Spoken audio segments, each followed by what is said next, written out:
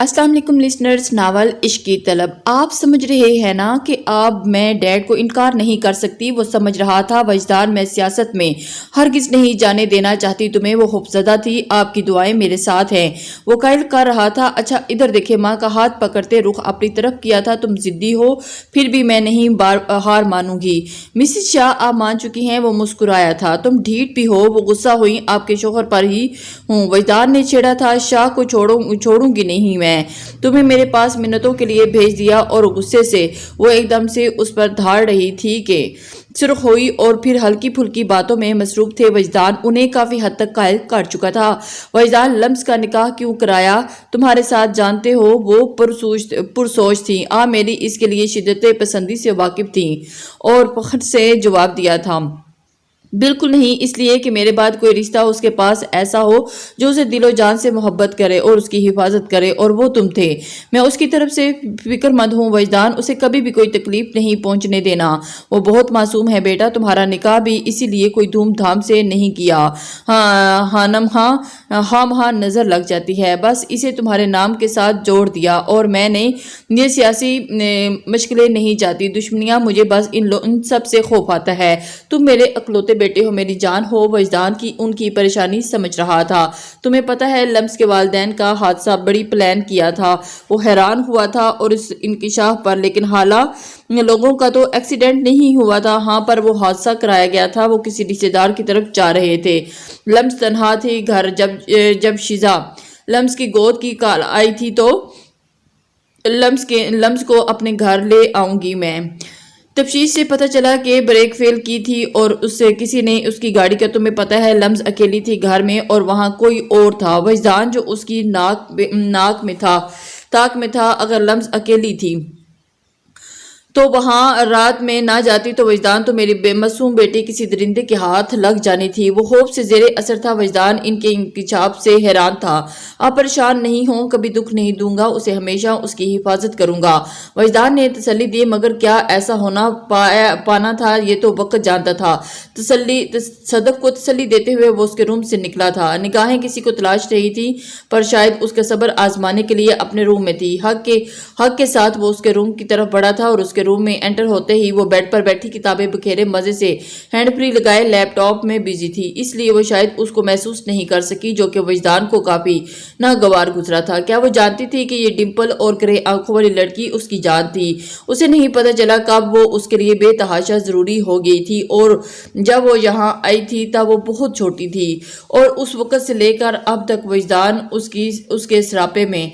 ऐसा कभी उसके बारे में सोचा नहीं था, मगर रफ्ता रफ्ता वो जकड़ चुकी थी उसे अपने शहर में। और जब मैं उससे निकाह में आई तो वो दिलो जान से उस पर फिदा हो चुका था। अगर उसकी शिद्दतों का अंदाजा कर लेती तो वो वैसे ही पूरी हो जाती। वाइट टी शर्ट और खुले से रेड ब्लाउज में स्टॉलर गले में लपेटे वो चेहरे पर बिखरे बालों पर अपने सुर्ख नेल पेंट पर मजीद तरशीदा नाखनों वाली लंबी सी उंगलियों पर बार बार पीछे कर रही थी।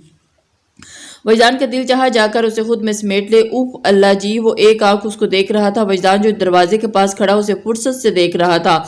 अचानक हैरान हुआ उसकी हरकत पर और बेड की तरफ कदम बढ़ाए। क्या वो धाड़ा उसकी आवाज से। वो लम्हे में खौफजदा थी। आप कब आए। लम्स की जान पर बनी थी। वो कभी स्क्रीन को देख रही थी और कभी उसे ये तुम देख रही हो। और स्क्रीन पर थी कोई और बॉलीवुड मूवी पर किसी का सीन देखते वो चिल्लाया हुआ था। नो नो नहीं मैं नहीं। कैसे ला गया हल्के आ गया। I don't know. वजदान वो शर्मिंदा हुई जो एमे ही अपने दोस्त से मूवी USB में ले आई थी। अच्छी भली साफ मूवी थी। फिर ये सीन कहाँ से आ गया। और चलो आ भी गया पर उसकी मौजूदगी में कैसे आ गया उसे कुछ समझ में नहीं आ रहा था। आना जरूरी था। लम्स की जान पर बढ़ रही थी। वजदान ने बेड पर बैठते ही लैपटॉप उसकी गोद से खींच लिया। और तुम यूनिवर्सिटी किसके साथ रहती हो। बेड पर उसके करीब बैठते माथे पर बल लाए लैपटॉप चेक कर रहा था। शदीद गुस्सा आया। मूवी से वो खुद खार खाता था पर खुद उसके साथ ऐसे सीन परफॉर्म करने में कोई भी मसला नहीं था। वो इज्जा ने दी थी। मैं वजदान सॉरी नहीं पता चला कैसे। वो प्रॉमिस में आइंदा नहीं देखूंगी। वो उसके खौफ से फौरी रोते हुए बोली। और वजदान लम्हे में नॉर्मल हुआ और उसके आंसू देखकर कुछ 20 सेकंड में चेहरा शर्मिंदगी और आंसुओं से सुर्ख कर चुकी थी। ادھر دیکھو اس کا چہرہ اپنے سامنے کیا جو شرمندہ سی تھی. میری جان تم یہ آئندہ نہیں دیکھو گی, صرف پڑھنا ہے یونیورسٹی میں, ورنہ رخصتی کا تو میں سوچ رہا ہوں. کیا خیال ہے پھر کر نہ لیں. اس کی گالوں پر پھیلے آنسو صاف کرتے ہوئے لمس کو لگا اور وہ ڈرا رہا ہے. جب آپ کرتے ہو, وہ غصے سے بولی. رخصتی کی بات پر شدید غصہ آیا, لیکن آپ بولتے ہی اسے اندازہ ہوا کیا وہ غلط بول چکی ہے, پر اب تو وہ بول چکی تھی. ہاں آج منہ کھولنے کی باری وجدان کی تھی, اس کی بے باکی پر. حالانکہ وہ نیک فریضہ ایک بار پھر انجام نہیں دے پایا اور پھر بھی وہ الزام لگا رہی تھی, اور ایسے کیسے وہ اس کو الزام دے سکتی ہے. وجدان ایک دم اس کے اوپر دھاڑا تھا کیونکہ آج اسے موقع مل چکا تھا, اور پھر اس کو دیکھا جواب شرمندگی سے ہونٹ چبا رہی تھی. وجدان کو اس حالت پر مزہ دیا. اور تو کیا خیال ہے پھر ہم بھی یہ سین پرفارم کریں. وجدان قریب گیا اور سٹپٹا گئی اس بات پر. سوری وہ میرا مطلب نہیں تھا, میں نے نہیں دیکھا. آنکھیں بند کر لی تھی. پھر آپ آگے نظر جھکائے ہی وہ فوری ہار مانتے اعتراف کر چکی تھی. وجدان ڈرا دیتا تھا. وہ کبھی سوچ سمجھ نہیں پائی تھی کہ اسے میں یہاں بیسٹ وشز لینے آیا تھا. ماحول کو ہلکا پھلکا کرتے وجدان نے بات بدلی. کیوں لمس, اب آپ حیا سے نظریں نہیں اٹھائی جا رہی. اچھا ادھر تو دیکھو نا. اب اس کا چہرہ جھکا ہوا تھا اور اس کی طرف دیکھ رہا تھا, جبکہ لمس چہرہ اوپر نہیں کر رہی تھی. وہ شرمندگی کو مارے نگاہیں جھکا کر بیٹھی ہوئی تھی. سامنے کیا سیاست میں قدم رکھ رہا ہے شوہر, گڈ وشز دو. وہ مسکراتے لبوں سے گرے آنکھوں میں جھانکتے بولی. آپ جائیں, آپ مجھے سنا ہے. وہ کنفیوز تھی. وہ کیا دیتی وشز, تمہاری سب حرکتیں مجھے حرف بحرف حفظ ہے, ایک ایک چیز کا بدلہ لینا ہے تم سے, یاد رکھنا. لمس وجدان شاہ, اسے غصہ آیا تھا. اس کے اگنور کرنے سے مطلب ہے اب اسے نیند آئی ہے. وجدان ایک نظر ڈالتے باہر نکلا. اوہ لمس پاگل ہو, کچھ بھی بول دیا, کیسے رہو گی اس کے ساتھ. وہ اس کے جاتے ہی بیڈ پر لیٹتے اس کی ساری مانی خیز باتیں سوچتے حیا سے سرخ پڑ رہی تھی. پر جو کچھ بھی تھا وہ تو اس نے بول دیا تھا, اور اب سامنے بھگتنے کے لیے تیار ہو جاؤ. وہ گرے شلوار قمیض کی بازو فولڈ کیے, دائیں ہاتھ کی مضبوطی کلائی پر مہنگے ڈائل والی واچ اور بلیک ویسٹ کوٹ پہنے وجی لگ رہا تھا. ماشاءاللہ میرا شہزادہ. وہ صدف نے نظر اتاری. وہ مسکرایا. اور میرا شیر, واقعی آج سپاہی سیاسی پارٹی میں بلوئنگ کرتا ہوا لگ رہا ہے. احمد شاہ نے اس کا جائزہ لیتے ہوئے تبصرہ کیا. Thank you did. اس کی تعریف پر مسکرایا. شاہ میرے بیٹے کو ایک بھی ہراش آئی تو آپ یاد رکھیے گا. پھر صدف نے واضح دھمکی دی تھی اور اس کا دل ابھی بھی مطمئن نہیں تھا. آپ کا حکم سر. آنکھوں پر. وہ مسکراتے ہوئے بولے. تو دو گارڈ کی گاڑیوں کے درمیان احمد شاہ بیٹھ کر نکل چکا تھا اور پیچھے پیچھے وجدان کی گاڑی تھی. وہ دونوں بیک سیٹ پر بیٹھے کالے شیشے گاڑی پر چڑھے تھے. اور وجدان, آج میں تمہیں انٹروڈیوس کرواؤں گا. اور سنو بیٹا, میری زندگی کا کیا پتا, میں چاہتا ہوں کہ اب تم اپنی ذمہ داریاں بخوبی نبھاؤ. اور اسے راستے میں سمجھا رہا تھا. ڈیڈ آپ ایسے باتیں کیوں کر رہے ہیں. وہ ان کا ہاتھ دباتے ہوئے ذرا غصے سے بولا. وہ گاڑی سے اترتے کافی میڈیا تھی اور وہاں جو جوان دونوں دھڑا دھڑ ادھر ادھر فوٹوز انٹرویو لے رہے تھے. آپ کا بیٹا ہی نیکسٹ آپ کی سیٹ سنبھالے گا سر. نیوز اینکر نے مائک احمد شاہ کے آگے کیا. اور آف کورس کیوں نہیں. وہ مسکراتے ہوئے وجدان کندھے پر ہاتھ پھیلایا تھا. آپ کا ایمبیشن کیا ہے. ابھی تک تو کچھ نہیں. وہ مسکرایا. اور فضول سے سوال, جس نے لائف کو کبھی بھی کوئی ایم سیٹ نہیں کیا تھا, اس کے دماغ میں کیا چلتا تھا کوئی نہیں جان سکتا تھا. آپ کی کوئی منزل نہیں ہے سٹرینج مسٹر وجدان شاہ. وہ تمسخر سے بولی. منزل پانے کے لیے راستہ بنانے پڑتے ہیں. وہ گھر تک خود بہت چل کر تو نہیں دیتے. آنے سے تو رہے. جب میں اس فیلڈ میں آؤں گا تو منزل بھی بنا لوں گا. مس تیکھے لہجے میں جواب دیا. ویل دیکھتے ہیں سارے ہی سیاستدان ایک جیسے ہی ہیں. انٹرویو لیتے وقت وہ سائڈ پر ہوئی.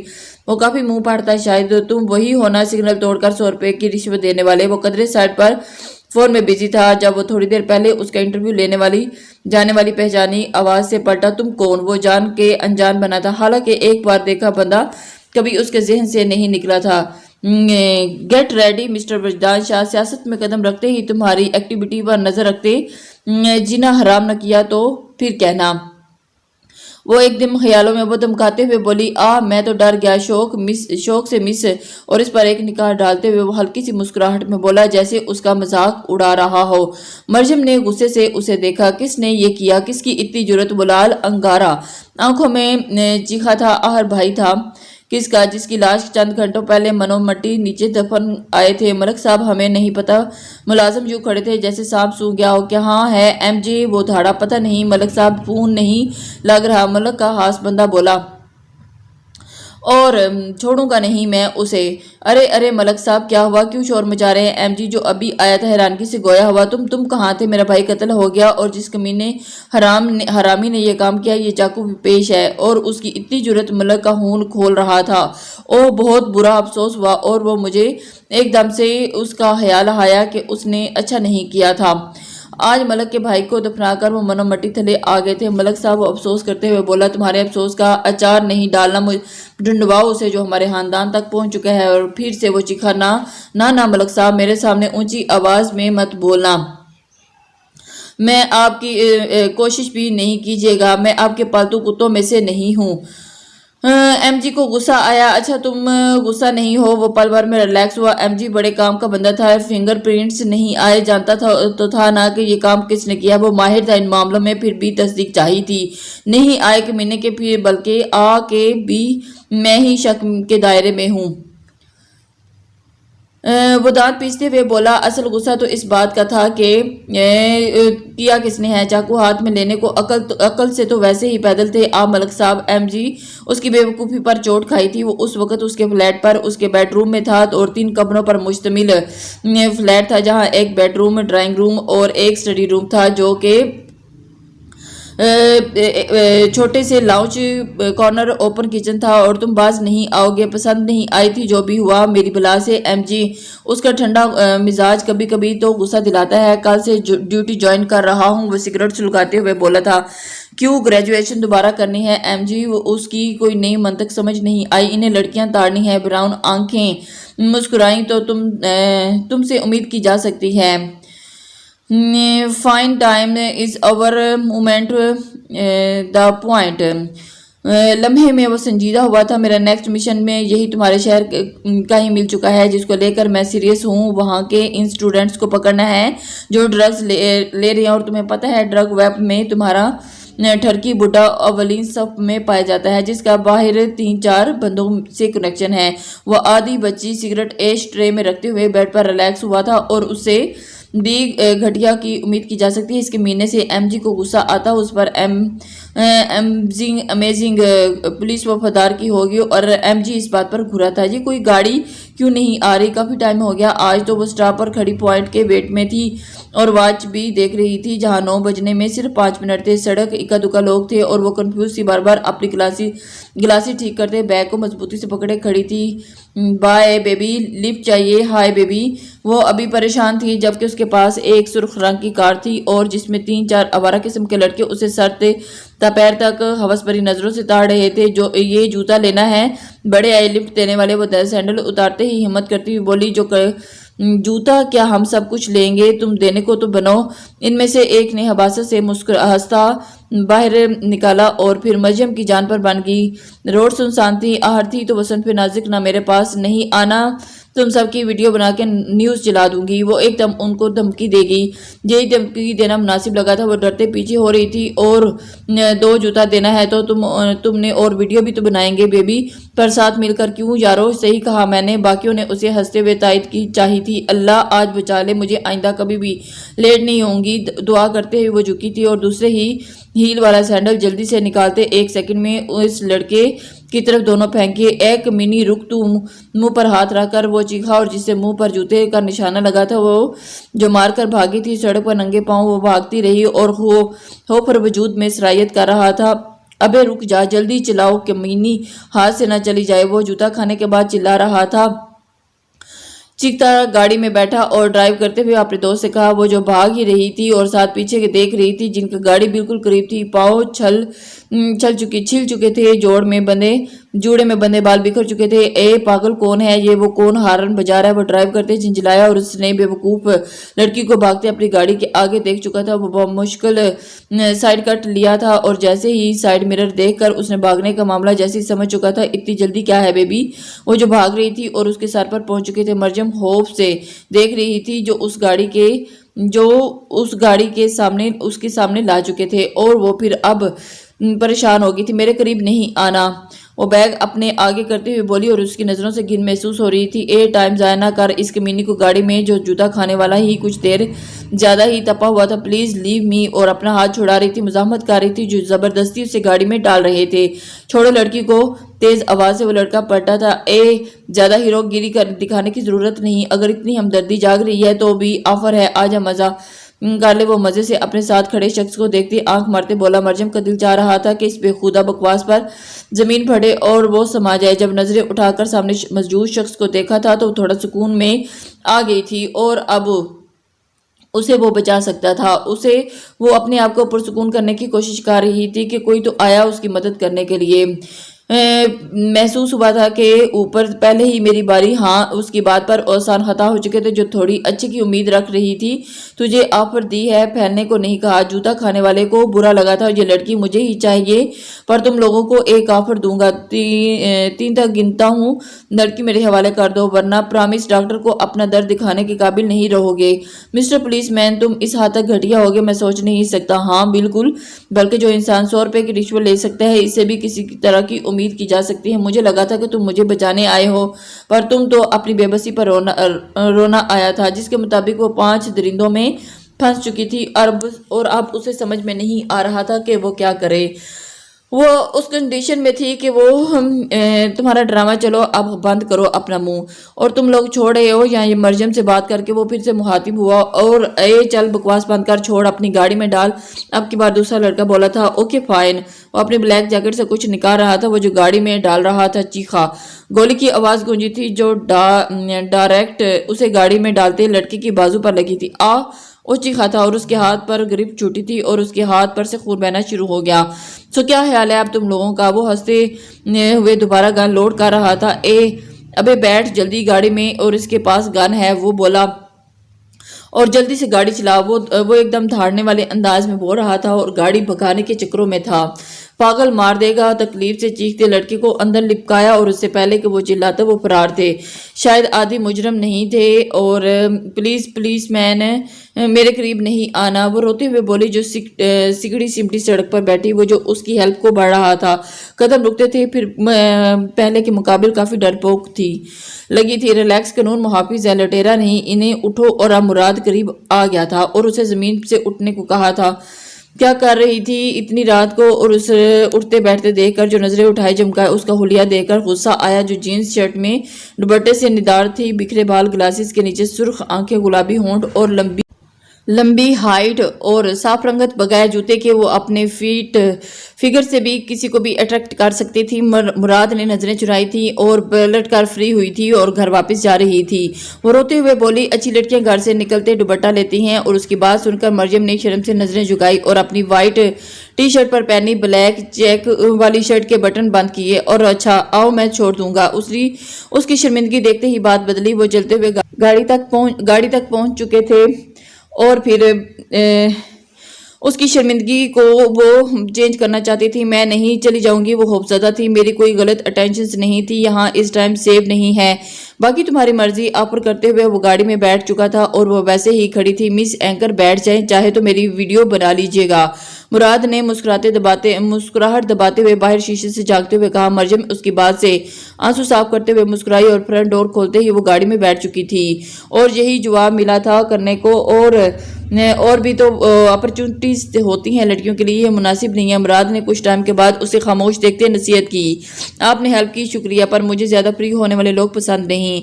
बराए मेहरबानी चुप कर जाए और गाड़ी चलाए। मरियम का बिल्कुल भी मूड नहीं था बोलने का, और अब वो बचा कर उसकी जॉब को टारगेट कर रहा था और वो जो बिल्कुल भी उसे पसंद नहीं आ रहा था। वाह, उतरो, वो गाड़ी को रोकते हुए बोला। क्या? वो हैरान हुई। उतरो नीचे, मैं तुम्हें तमीज नाम की कोई चीज नहीं है। एक सवाल पूछा था और उसे जवाब देना पसंद नहीं आया और तुम हाथ से बढ़ रहे हो। आपसे तुम तक सफर तय कर चुकी थी, वो तुमसे ही ऊपर की थी और अब वो परेशान हुई। जो गाड़ी रोके उसे निकलने को बोल रहा था और अब मैं कह रहा हूँ निकलो बाहर। वो गुस्से से बोला। अच्छा सुनो पुलिसमैन, सॉरी, तुम बहुत अच्छे हो, आधी रात को कैसे जाऊंगी? प्लीज तुम तो मुहाफिज हो। बस मेरी जो जॉब के हवाले से उसे टोंट करने में उसे मजा आ रहा था और इसलिए उसे गुस्सा आ गया। लोग पसंद नहीं है, शोहा, कमीना, बदतमीज, सारे लकब दिल में देते हुए वो मासूमियत से ریکارڈ توڑ رہی تھی۔ مراد نے غصے پیٹتے ہوئے گاڑی کو سٹارٹ کیا تھا۔ ملک صاحب الیکشن قریب ہے، آپ کے بھائی کی موت آپ کے لیے فائدہ مند ہو سکتی ہے اگر آپ لوگوں سے ہمدردی بٹوریں۔ ملک کا بندہ اسے سمجھا رہا تھا، مطلب یہ کہ آپ دو روئیں اور عوام سے روٹی کا وعدہ کریں اور کچھ تھوڑا بہت اپنے علاقے کا کام کریں، سارے ووٹ آپ کی طرف۔ عوام کو پاگل بنانا کون سا مشکل کام ہے؟ وہ ایک دم اسے پٹیاں پڑھا رہا تھا، وہ مشورہ دے رہا تھا اور ہم سے ہی کہا یہ سوگ چھوڑ کر ہمیں خود سے باہر نکلنا پڑے گا۔ اور ملک صاحب آپ سے اچھے احمد شاہ ہیں اور اس کا بیٹا ملنے آئے ہیں، ملک کے ملازم نے بتایا اور احمد شاہ حیران ہوا۔ ملک کے ڈرائنگ روم میں وہ آمنے سامنے صوفوں پر بیٹھے تھے، سیاست کی باتیں ایک طرف پر ہمیں بہت افسوس ہوا آپ کے بھائی ملک رحمان صاحب۔ احمد شاہ نے افسوس کا اظہار کیا۔ وجدان ان سب میں خاموش بیٹھا، اسے کوئی انٹرسٹ نہیں تھا افسوس کرنے میں۔ احمد شاہ اپنے ساتھ زبردستی افسوس کرنے کے لیے لے کے گئے تھے اور وہ ان کی باتیں سن رہا تھا، کیونکہ ابھی اس نے سیاست میں کام لائے تھے اور آخر دنیا داری بھی تو نبھانی تھی۔ تم میرے زخموں پر نمک چھڑکنے آئے ہو؟ ملک اور ہی رنگ دے گیا تھا۔ باخدا افسوس کرنے میں آیا ہوں، اللہ مرحوم کو جنت نصیب کرے۔ احمد شاہ خود کو نارمل رکھتے افسوس بھرے لہجے میں بولے تھے، ڈیڈ کیوں ملک صاحب کو جھوٹی تسلیاں دے رہے ہیں جیسے اس کے کارنامے تھے، اسے دوزخ نصیب ہو جائے بڑی بات ہے۔ وجدان تو تب کا چپ تھا، بعد میں حصہ لیا تھا اور اس کے کارناموں سے اچھے واقف تھا۔ وہ ہی نہیں بلکہ سب اس شہر کے کئی لوگ اس کی موت پر لازمی خوش ہوئے تھے، کیونکہ اس جیسے جہنمی کو سے جان چھوٹ گئی اور جس نے بھی اس کو قتل کیا بہت ہی اچھا اور جنت کما لی۔ احمد شاہ نے اسے خاموش رہنے کے لیے آنکھیں دکھائی تھیں اور اپنے بیٹے کو بزرگوں سے بات کرنے کی تمیز بھی سکھا دو۔ احمد شاہ ملک کو کافی غصہ آیا تھا، ڈیڈ ملک صاحب اس قابل نہیں کہ اس کے ساتھ افسوس کیا جائے، باہر آ جائیں، میں آپ کا ویٹ کر رہا ہوں۔ وجدان بولتے ہی اٹھا تھا، مزید وہ اس کی شکل نہیں دیکھنا چاہتا تھا۔ اچھا ملک صاحب، اللہ آپ کو صبر دے، وہ بولتے ہی اٹھے تھے اور بہت زبان دراز ہے، آپ کا بیٹا کچھ کرنا پڑے گا۔ ملک غصے سے بولا تو تم 2 منٹ چپ نہیں کر سکتے تھے؟ وجدان یہ سب اچھا نہیں ہوتا اور اسی وجہ سے وہ سیاست میں ایسے ہی بات احمد شاہ گاڑی میں بیٹھ چکے تھے اور گاڑی اس پر بھڑکے تھے۔ پلیز ڈیڈ، مجھے نہ تو اس ملک میں انٹرسٹ ہے نہ ہی اور اس پر افسوس ہے، آپ ریلیکس کریں، دیکھا نا کتنا کمینہ ہے وہ، افسوس کرنے کے بجائے الٹا نخرے ہی ختم نہیں ہو رہے تھے۔ وجدان نے لاپرواہی سے گاڑی سے ٹیک لگاتے ہوئے کہا۔